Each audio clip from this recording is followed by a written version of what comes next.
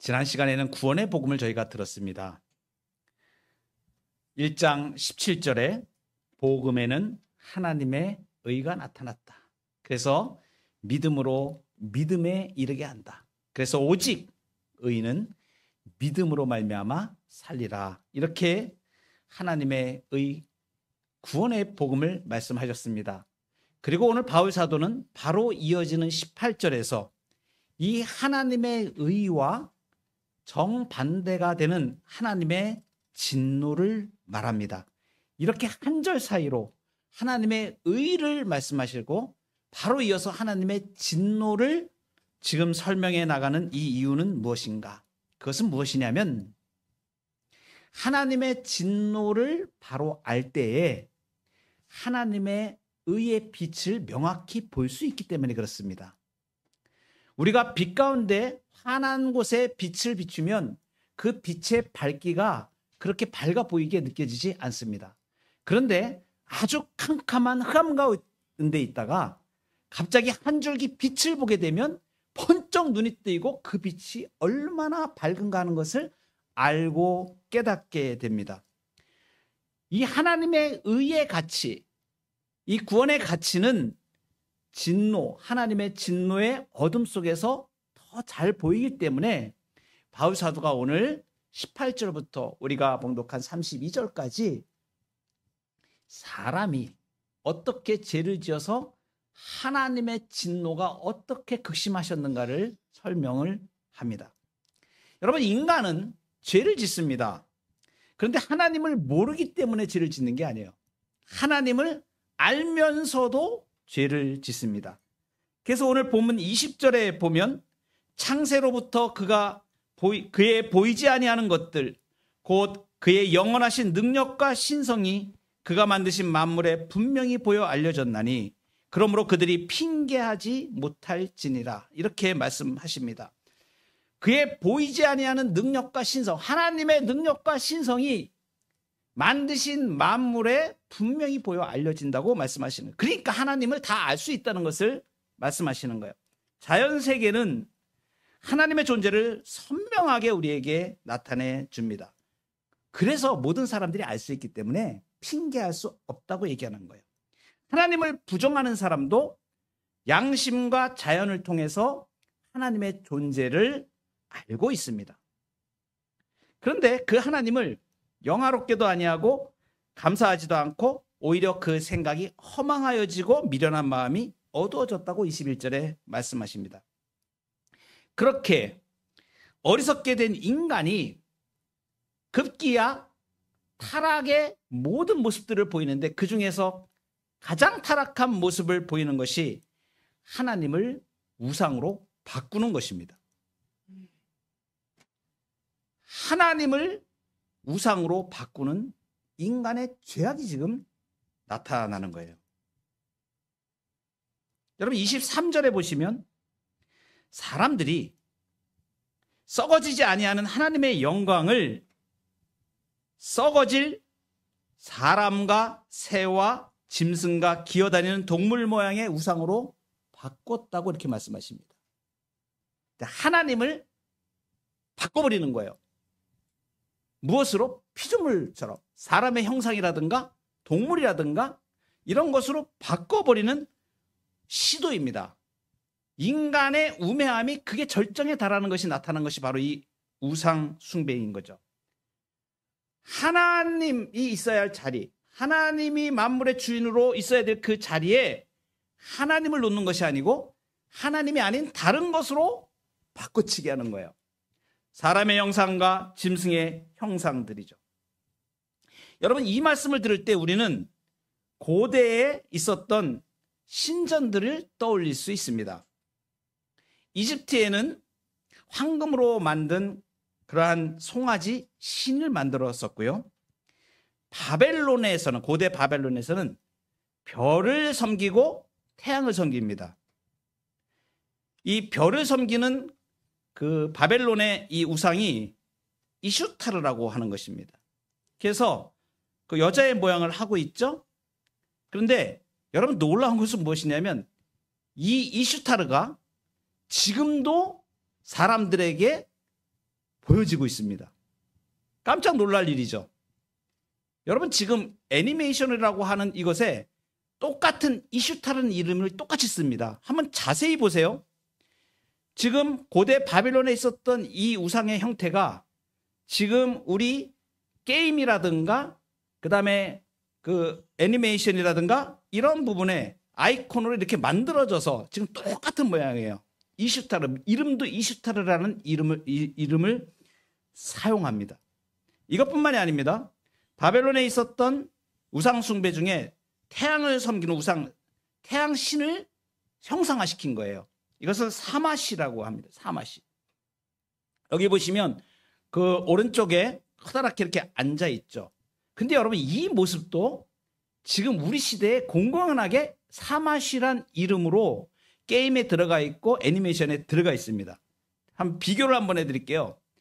이 애니메이션 앉아있는 오른쪽에 있는 앉아있는 그 애니메이션 이름을 이 모양을 한번 보세요. 이 좌측에 사마시가 앉아있는 모양하고 똑같습니다. 이렇게 지금 만들어내서 지금 오늘날의 시대에도 바벨론에 섬겼던 우상을 게임에 집어넣고 아이들이 보는 애니메이션에 집어넣고 이렇게 섬기고 있다는 것을 말합니다. 얼마나 미화시킵니까? 샤마르라는 이름으로 지금 애니메이션에 나오는 이름입니다. 굉장히 미화시켜 놓고 있죠. 이러한 형태로 되는 것뿐만이 아닙니다. 그리고 이어지는 로마 시대에는 어땠습니까? 우리가 잘 아는 바대로 로마의 제우스 신, 그 다음에 아프로디테 여신, 여러분들 많이 보셨을 겁니다. 고대 로마의 조각상들 있잖아요. 그 중에 대부분이 로마 신들을 만들어 놓은 것들입니다. 이것이 뭐예요? 하나님 대신에 사람의 형상으로 바꿔놓은 것들. 제우스 신, 그 다음에 아프로디테, 비너스라고 얘기합니다. 이러한 것들을 만들어내서 이것들을 숭배하고 섬기는 것이 인간의 타락한 모습, 우상 숭배의 모습을 지금 보여주고 있는 것입니다. 뭐예요? 하나님을 바꿔치기 하는 거예요. 자기들이 만든 것으로. 이것이 우상 숭배입니다. 여러분 성경에 보면 아주 극하게 이 표현을 해주는 부분이 있습니다. 출애굽기 32장에 보면 아주 유명한 사건이 하나 나오죠.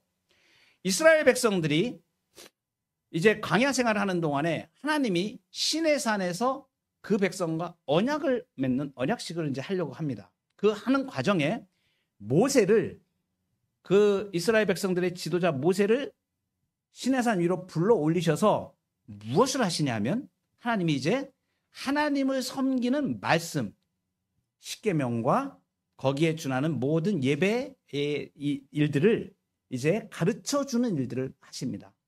그리고 모세가 시내산에 올라가서 하도 내려오지 않으니까 40일 동안 올라가 있었습니다. 아래에 있던 이스라엘 백성들이 무엇을 합니까? 야, 모세는 어디로 가는지도 모르고 이제 아론, 그의 형인 아론에게 둘째 지도자죠. 그에게 요구합니다. 우리를 위하여 우리를 인도할 신을 만들어내라 이렇게 얘기합니다. 이 사람의 이 부패한 마음들을 보면 뭐냐면 자기들이 우리를 위하여 우리를 인도할 신을 만들어내라고 해요. 그래가지고 자기들이 금을 모읍니다. 금을 모아가지고 아론이 그것을 가지고 주물로 만들어가지고 모양이 하나가 나와요. 그 성경의 출애굽기 32장에 보면 직접 조각했다고 이렇게 나옵니다. 만든 거예요. 자기들이 만드는 거예요. 그 만든 상이 금송아지 신상입니다. 여러분 이 금송아지가 어디서 유래했냐면 이집트의 황소의 신에서 유래합니다. 당시 이 고대 사람들은 이 황소를 힘의 상징, 그리고 남성의 상징, 남성스러움의 상징, 그리고 왕권을 상징하는 것으로 믿었습니다. 그러니까 이 상이 딱 만들어지니까 이것이 너희를 애굽에서 인도해낸 신이다라고 아론이 그 자리에서 말을 합니다. 여러분 이 상황을 한번 보세요. 지금 하나님은 이 똑같은 상황, 같은 시간입니다. 이 시내산 아래에서 이스라엘 백성들이 이 금송아지를 만들 때 하나님을 위해서 지금 뭘 하고 계셨냐면 하나님을 예배하는 것에 대해서 지금 모세에게 말씀하고 계시는 순간이에요. 그런데 그 아래서는 지금 이스라엘 백성들이 우상을 만들고 하나님을 배역하는 일을 하고 있었다는 사실을 말해줍니다. 여기서 우리가 한번 꼭 짚고 넘어갈 문제가 있습니다. 여러분, 왜 우상 숭배를 할까요? 사람들이 왜 우상 숭배를 할까요? 여러분 이것이 굉장히 중요한 일입니다.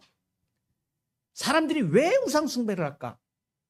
여러분 오늘 말씀에서 이것을 꼭 붙드시기 바라요. 그 답을 바로 오늘 말씀에서 말씀해 주고 있습니다. 21절입니다. 같이 한번 읽어보시겠습니다. 시작. 하나님을 알되 하나님을 영화롭게도 아니하며 감사하지도 아니하고 오히려 그 생각이 허망하여지며 미련한 마음이 어두워졌네. 여러분 잘 보세요. 하나님 분명히 알아요. 자연과 양심을 통해서 분명히 하나님을 압니다. 그런데 하나님을 영화롭게도 아니하고 감사하지도 아니한다고 말씀하십니다. 이것이 무엇이냐면 하나님을 예배하지 않는다는 걸 말합니다. 여러분 그러니까 하나님을 예배하지 않을 때에 우상 숭배에 빠진다는 것을 우리에게 말씀해 주시는 거예요. 사람들이 왜 우상 숭배에 빠지는가? 하나님을 예배하지 않기 때문에 우상 숭배에 빠집니다. 그러니까 성경에서 말씀하시는 아주 중요한 우상 숭배의 결론은 무엇이냐면 하나님을 바르게 예배하지 않으면 반드시 다른 것을 예배한다는 것을 말합니다. 하나님이 없을 때 그 사람은 다른 것을 예배하게 돼요. 여러분 아무것도 섬기지 않는 것이 아닙니다. 자기 자신까지 섬깁니다. 그러니까 인간은 하나님을 섬기지 않을 때 반드시 우상 숭배에 빠지게 돼 있다는 것을 말씀해 주시는 거예요. 바르게 예배하지 않기 때문입니다. 여러분 출애굽기 32장의 말씀이 이것을 너무나 분명하게 보여주는 거예요. 이스라엘 백성들이 시내산 아래에서 금송아지를 그 만들 시각에 하나님은 무엇을 지금 주셨냐면 십계명을 주셨습니다. 여러분 십계명 제1계명이 뭔지 아세요? 십계명 제1계명이 무엇입니까? 너는 나 외에는 다른 신들을 내게 두지 말라. 여러분 소요리 문답에서 우리가 공부를 했습니다. 세대비전 아카데미 때 나 외에는 다른 신들을 내게 두지 말라. 이것이 요구하는 그것이 무엇입니까? 하나님이 유일하게 참된 하나님과 우리 하나님이시라는 것을 알고 인정하라는 것을, 그리고 거기에 맞춰 그분을 경배하고 영화롭게 하나님을 영화롭게 하는 것이 지금 제1계명의 목적이에요. 지금 하나님이 뭘 말씀하셨냐면 시내산에서 모세에게 하나님을 예배하는 것에 대하여 이스라엘 백성들이 어떻게 인간의 의무, 하나님 앞에서 반드시 행해야 될 바가 제일 중요한 게 무엇인가를 말씀하고 있는 그 순간에 그것을 어기는 우상 숭배를 시내산 아래에서 이스라엘 백성들이 하고 있던 거예요. 여러분 하나님이 지금 이걸 보고 계시잖아요. 하나님 심정이 어떠시겠어요? 진노하실 수밖에 없는 거예요. 지금 하나님은 이스라엘 백성들에게 사랑의 가정들을 알려주시고 행복의 가정들을 알려주시고 하나님을 섬기며 이 땅에서 복받는 가장 중요한 것들을 말씀해 주시는데 그 내용에 정면으로 위배하는 일을 지금 시내산 아래에서 하고 있었다는 것을 말합니다. 여러분 제1계명이 금지하는 것이 무엇이에요? 참된 하나님을 하나님으로 부인하거나 경배하지 않고 영화롭게 하지 않는 것을 금지하고 오직 그분에게만 합당한 경배와 영광을 다른 어떤 것에게 주는 것을 금지하는 거잖아요. 여러분 그러니까 하나님을 영화롭게 하지 않고 하나님을 예배하지 않게 되면 어떻게 되는 거예요? 다른 길로 가게 돼 있다는 것을 말하는 거예요. 우상 숭배하게 돼 있다는 것을 말하는 것입니다. 여러분 이어지는 제2계명에서도 마찬가지입니다. 우리가 십계명을 매 주일 아침에 우리가 고백을 하는데 제2계명의 제2는 너를 위하여 새긴 우상을 만들지 말고, 그렇죠? 제1계명이 너는 나 외에 다른 신을 내게 두지 말라. 이것은 내면적인 예배를 말하는 거예요. 오직 하나님만 알고 하나님만 섬기고 하나님을 경배해야 된다. 여러분 하나님께 예배하지 않는 것은 엄청난 죄입니다.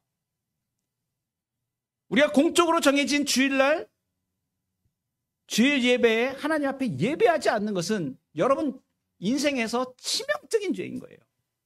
하나님이 아주 강력하게 제1계명에 말씀하신 제2계명 이어서 새긴 우상을 만들지 말고 어떤 형상도 만들지 말며 그것들에게 절하지 말며 그것들을 섬기지 말라.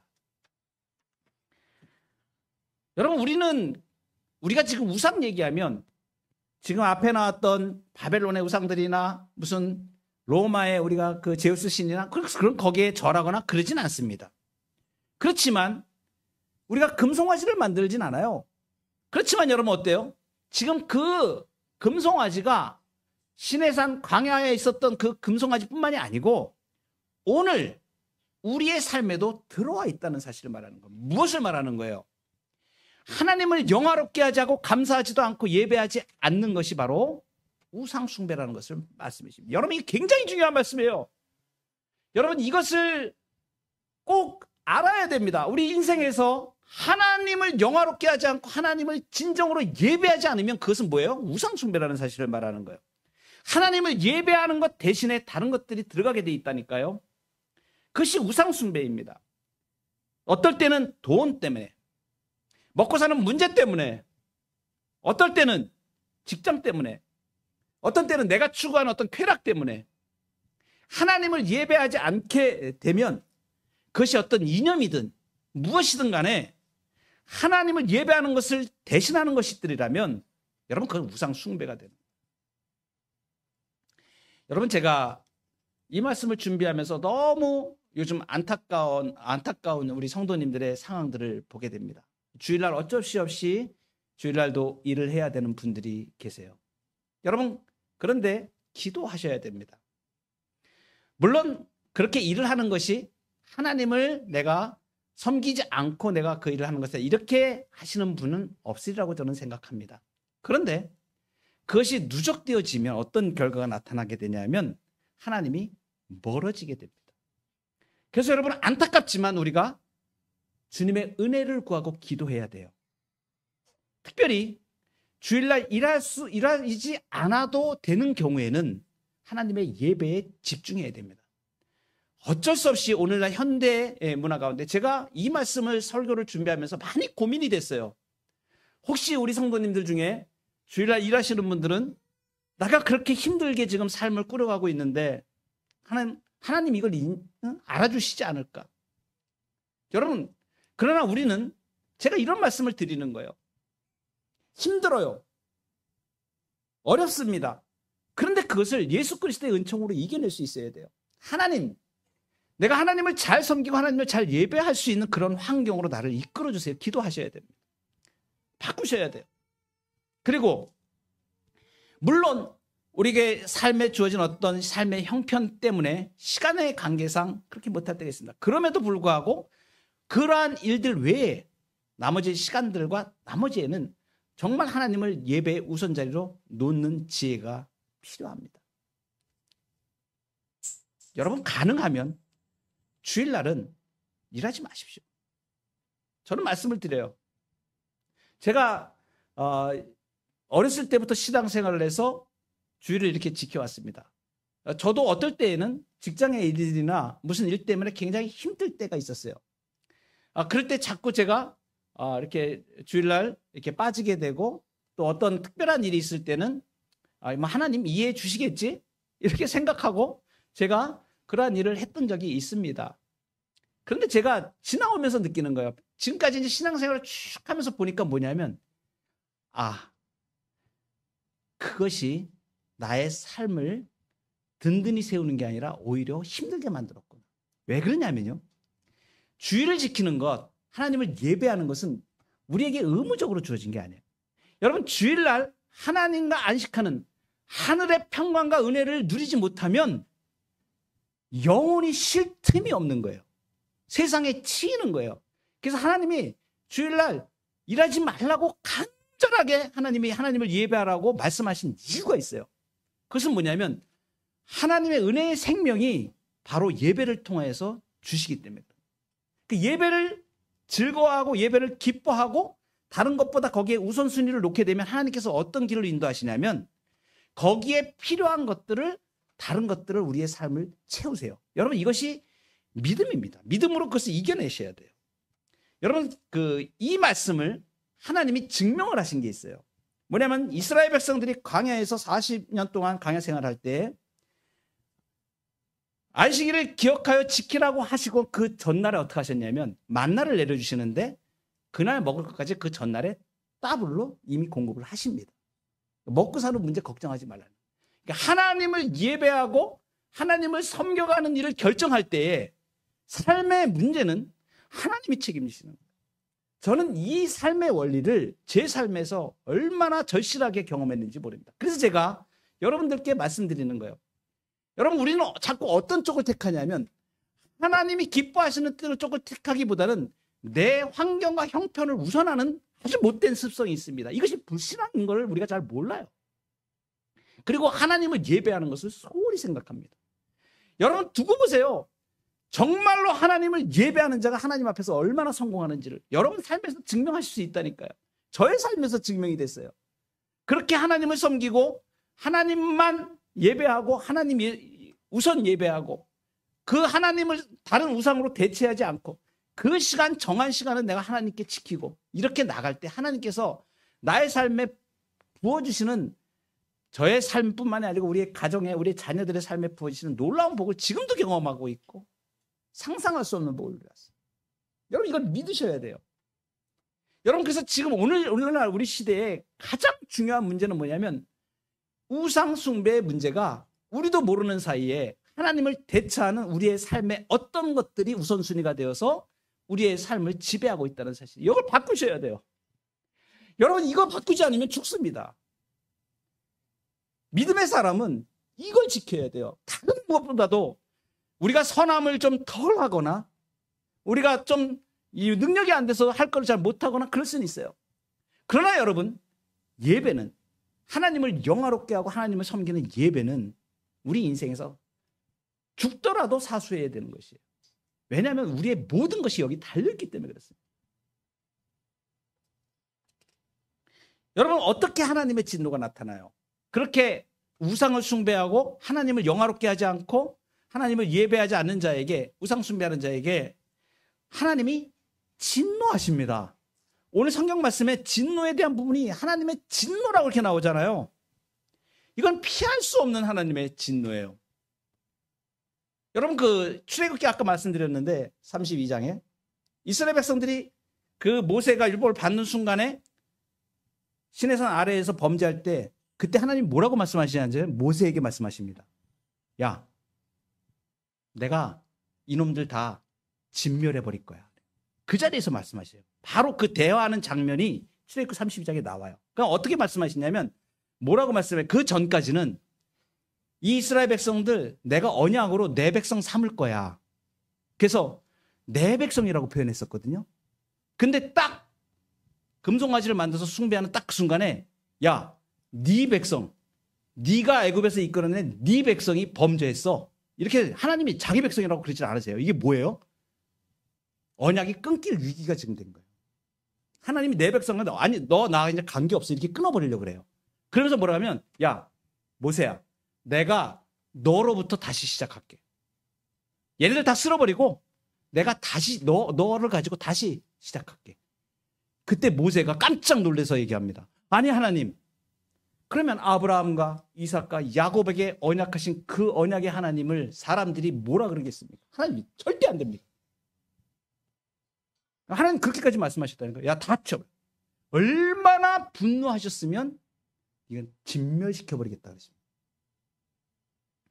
그때 모세가 나를 생명책에서 지우는 한이 있더라도 이 민족을 구해 주십시오. 이렇게 간청을 해가지고 하나님께서 마음을 돌이키세요. 여러분 하나님의 이 진노가 어떻게 나타났는가? 우리가 생각할 때는 그냥 그 자리에서 번개가 치거나 막 어떤 재앙이 막 내리거나 이럴 것 같잖아요. 그런데 로마서에 표현된 오늘 표현에서는 하나님의 진노가 이렇게 나타납니다. 1장 24절에 그러므로 하나님께서 그들을 마음의 정욕대로 더러움에 내버려 두사 그들의 몸을 서로 욕되게 하셨으니. 여기 보세요. 그들의 마음의 정욕대로 더러움에 내버려 두셨다. 하나님의 심판이 지금 어떻게 나냐면 그냥 내버려 두신 거예요. 더러움에 내버려 두셨다고 얘기합니다. 그런데 여러분 이 내버려 뒀다는 표현을 오늘 본문에서만 3번을 반복을 하세요. 24절에 오늘 그들의 마음의 정욕대로 더러움에 내버려 두사. 26절 그들을 부끄러운 욕심에 내버려 두셨다. 28절 그들을 그 상실한 마음대로 내버려 두셨다. 여러분 내버려 두셨다. 이 하나님의 진노가 이 내버려 두신 이 하나님의 진노가 얼마나 무섭고 가장 깊은 형태인가라는 것을 우리에게 말씀해 주시는데 왜 그렇습니까? 그냥 내버려 두는 게 다른 어떤 징벌을 하는 것보다 더 큰 벌이고 진노입니다. 왜 그럴까요? 그것은 첫 번째 관계의 단절이기 때문에 그래요. 여기 내버려 둔다는 이러한 표현은 어떤 단어를 쓰냐면 포기하다는 거예요. 더 이상 붙잡지 않는 것을 말합니다. 이것은 뭐냐면 관계가 단절돼 버리는 거예요. 여러분 부부싸움 해보셨나요? 부부들? 막 힘들고 어려울 때는 서로 막 이렇게 하잖아요. 또 엄마와 자식들 간에 싸움 해본 적 있으시죠? 그냥 야 엄마가 아이한테 야 너 이거 이렇게 하면 안 돼. 이렇게 얘기할 때는 뭐예요? 아직 분노가 덜한 거예요. 진노가 덜한 거예요. 근데 이 아이가 계속해서 잘못을 해. 하지 말라 그러는데 계속해. 그럼 나중에는 어떻게 해요? 아주 심해지면 말을 안 해버립니다. 엄마가 말을 안 해버려요. 너 한번 아픔을 당하면 한번 당해봐. 이런 마음이 들 때가 있잖아요. 그러니까 이 관계가 단절되는 상태까지 가는 게 아주 가장 급격한 진노인 것이죠. 여러분 그러니까 하나님이 이렇게 붙잡고 있을 때는 아직 괜찮은 거예요. 관계가 이어지는 거야. 그런데 그냥 내버려뒀다는 건 하나님이 손을 이렇게 떼어버리시는 걸 말하는 거예요. 여러분 우상 숭배의 죄 하나님을 예배하지 않을 때 하나님이 이렇게 진노하신다는 걸 말하는 거예요. 하나님이 붙잡지 않는 것 이거야말로 가장 무서운 진노예요. 하나님의 손이 떠난 인생 하나님이 더 이상 간섭하지 않으시는 상태 이거는 심판 중에 가장 급한 깊은 상태가 되는 겁니다. 그리고 이렇게 내버려 두시는 게 하나님의 무서운 진노인 것 두 번째는 뭐냐면 자기 파멸적인 심판이기 때문에 그래요. 하나님을 떠난 결과 그 자체로 수치하고 혼란하고 관계에 파괴가 옵니다. 그래서 26절부터 31절까지 많은 죄악들이 열거가 되는데 이것이 뭐냐면 자기 파멸로 가는 것을 말하는 거예요. 그중에 대표적인 게 동성애, 자기 여자가 여자와 더불어서 남자가 더불어 이게 자기 몸을 망가뜨립니다. 그러니까 완전히 가장 극한 상태의 타락으로 가요. 여러분 소돔과 고모라 때의 죄악상입니다. 하나님이 심판하신 죄악이에요. 그러니까 자기 몸이 완전히 쾌락에 그냥 놓여져 버리는 것은 아무것도 절제하지를 못합니다. 그러니까 창조 원리도 무시하고 동성애로 빠지게 되고 그리고 모든 불의, 추악, 탐욕, 살인, 분쟁, 사기, 악도. 여러분 유명한 신학자인 C.S. 루이스라는 사람이 있습니다. 뭐라고 말하냐면 지옥은 하나님이 내 뜻대로 되라고 말씀하신 곳이다. 이렇게 얘기했어요. 사람이 자기 뜻대로 하면 뭐 좋을 것 같아요? 그것이 바로 지옥이라고 얘기합니다. 하나님이 네 뜻대로 해라 이럴 때 그것은 자유가 아니고 하나님의 보호 밖으로 던져지는 걸 말하는 거예요. 여러분 그런 경험하지 않으세요? 저는 이런 경험을 했어요. 저희 아이가 사춘기 때에 둘째 아이가 사춘기 때에 굉장히 속을 썩인 적이 있습니다. 1년 동안 저하고 말을 안 한 적이 있어요. 사춘기 때. 와 정말 마음속에서 어떻게 하냐면 그냥 내버려 두는 거예요. 내버려 두는데 내버려 두는 이 마음이 어떤 마음이냐면 너 마음대로 한번 해봐. 이런 속상한 마음 있잖아요. 왜? 부모의 가장 급격한 그 진노. 그걸 한 1년 동안은 말을 안 하고 그렇게 하는데 정말 뒤집어지는 줄 알았어요. 내 속이 다 뒤집어지는 줄 알았어요. 여러분 하나님이 그냥 내버려 두신다는 건 자기 파멸로 가는 거를 그냥 보호하지 않고 내버려 둔다. 방치해 놓는다는 걸 말하는 거예요. 그러니까 보호해서 내던져지는 걸 말합니다. 이 내버려 둔다는 게 하나님의 무서운 진노인 세 번째 이유는 뭐냐면 은혜가 철수되기 때문이에요. 무슨 말씀이냐면 여러분 부모가 돼서 아이가 잘못할 때 어떻게 합니까? 이렇게 꾸짖습니다. 책망하시고 그리고 때로는 매를 들어서 고치려고 합니다. 거짓말하거나 도둑질하거나 이러면 매를 들어서. 그러니까 이때까지는 아직도 뭐예요? 바뀔 수 있는 가능성이 있는 거야. 그런데 아예 하나님이 아무 말씀도 하지 않으시고 그냥 너 하고 싶은 대로 해. 이때는 이미 그 진노가 무섭게 임한 상태를 말해주고 있는 거죠. 징계하는 것도 사랑하는 자를 징계하지 그냥 징계도 하지 않고 내버려 두는 것은 이미 모든 은혜가 철수된 걸 말해요. 여러분, 하나님의 가장 큰 진노는 하나님이 아무 말씀도 하지 않으실 때예요. 우리가 잘못했을 때 마음이 찔리고, 이렇게 예배하면서 하나님의 말씀을 들을 때 양심이 흔들리고, 그럴 때는 아직도 하나님이 우리를 붙잡고 있는 때입니다. 그런데 죄를 지어도 아무 느낌도 없고, 말씀을 들어도 깨닫지도 못하고, 양심에 자극받지도 않고, 양심이 묻어져 버리면 그거는 내버려 두심의 상태가 돼버리는 거예요. 하나님이 우리를 지금 부르셔서 우리가 하나님의 말씀대로 잘 가지 못하는 것을 하나님이 말씀하실 때, 이것은 하나님이 우리를 붙잡고 계시는 거예요. 우리를 붙잡고 계시다는 자체가 은혜인 거예요. 그래서 진노에서 돌이키고 하나님 앞으로 돌아오게 하시는 사랑의 표현인 것이에요. 여러분, 오늘 그 바울 사도가 이 말씀을 하면서 아주 중요하게 하시는 말씀이 있어요. 17절에 하나님의 의가 나타 그랬는데 18절에 하나님의 진노를 이야기하는 게 있어요. 인생들이 하나님 앞에 완전히 실패한 절망의 나락으로 떨어진 그 상황 가운데에서 하나님은 그 하나님의 진노를 어떻게 쏟아부으시고, 죄를 용납하지 않으시는 하나님이 그 분노, 하나님을 배신한, 여러분 그 진노의 절정에서 보면 하나님의 은혜가 보인다는 것을 오늘 말씀해 주십니다.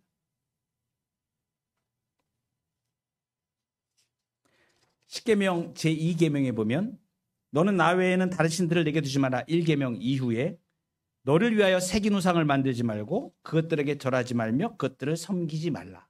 그리고 오늘 우리가 십계명을 같이 낭독한 대로 이어서 말씀하시죠. 나 여호와는, 나 여호와 너의 하나님은 질투하는 하나님이다. 여러분, 질투한다 이렇게 표현하시는 이 말씀은 뭐냐면, 우상 숭배하고 하나님 섬기지 않고 하나님 예배하지 않고 우상으로 치달은 그 죄악들에 대하여 단순한 실수나 약점으로 보지 않고 뭘로 보신다는 거예요? 배신으로 보는 거예요. 배신. 그래서 질투한다는 거예요. 여러분, 질투하신다는 이 표현 이면에는 뭐가 있냐면, 그래도 하나님은 사랑하시기 때문에라는 것이 붙는 거예요. 사랑하기 때문에 질투하시는 거예요. 그래서 하나님은 우리를 향한 사랑의 질투로 진노하시는 거예요. 하나님의 진노의 그 이면에 깊이 들어가 보면 하나님의 사랑이 있다는 것을 아는 것이죠. 그러니까 하나님에게 속하여야 할 그 하나님의 자녀가 거짓 신에게 빼앗기는 것을 그냥 두지 않으시는 것을 말해요. 사랑에 배반당한 하나님의 이 아픔이 거룩한 분노로 나타나는 거예요. 여러분, 그래서 하나님이 그 하나님의 공의로우신 분노, 그 죄를 반드시 해결해야만 되는 이거를 하나님이 어떻게 하셨는가? 우리는 모두가 다 이렇게 하나님을 배역하고 배반한 자리에 있는 사람들이고 그렇게 있었던 사람들. 그러니까 하나님이 지금 어떻게 하셨는가? 그 진노를 하나님이 우리 대신 쏟아부으셨어요. 이 하나님의 피할 수 없는 이 진노를 누군가는 받아야 되는데 하나님이 우리 대신에 예수 그리스도에게 그것을 다 쏟아부으신 거예요. 여러분, 그 표현이 이사야서에 나옵니다. 이사야서 53장 5절 6절에 보면 우리가 잘 아는 표현입니다.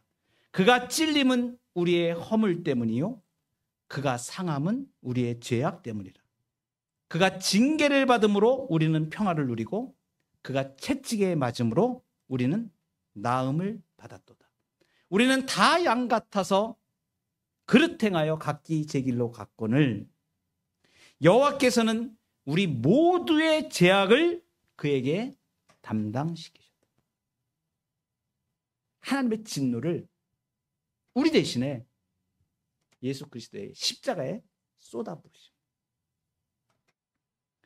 그래서 고린도후서에서 이렇게 고백하는 겁니다. 하나님이 죄를 알지도 못하신 이를 우리를 대신하여 죄로 삼으신 것은 우리로 하여금 그 안에서 하나님의 의가 되게 하려 하십니다.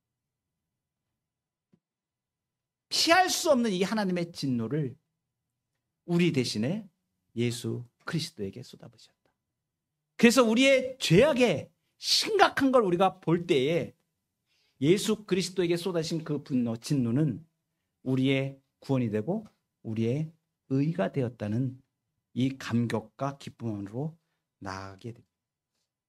죄인된 우리를 무죄로 선언하시기 위해서 하나뿐인 아들의 생명으로 하나님의 진노를 대신 쏟으셨습니다. 그래서 예수 그리스도의 십자가는 하나님의 진노와 사랑이 만나는 자리예요.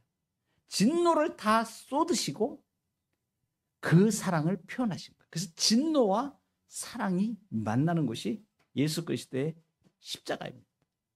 하나님의 공의로우심, 그 진노를 다 쏟아서 만족되셨고 우리에게는 생명의 길을 열어주신 거예요. 인생에 다시 없을 마지막 은혜인 거예요. 아무 곳에서도 구원받을 여망이 없는 자에게 그 하나님의 진노, 피할 수 없는 진노를 우리 하나님께서 마지막으로 다 쏟으시고 은혜를 베풀어 준 거예요. 오늘 이 말씀 앞에서 우리가 결단하기를 바랍니다. 하나님을 하나님으로 모시겠습니다. 바꾸지 않겠습니다.